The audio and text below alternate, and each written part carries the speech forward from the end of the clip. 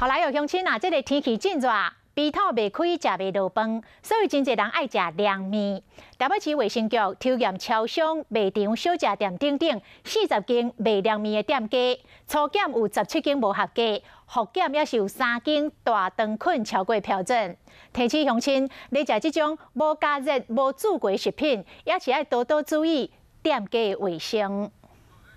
热天无胃口，食一喙凉面偌好咧。但是要注意哦，内底大肠菌可能已经超过标准。经过初复查之后，有3家凉面的大肠杆菌群检验出来是不合格，不符合我们卫生标准。台北市卫生局针对40间凉面业者抽验，复检了后，大肠菌也是超过标准的凉面业者有茶汤饭碗店、冠村凉面、长春凉面。正一的查这个面就应该会有问题。疫情期间大家都心里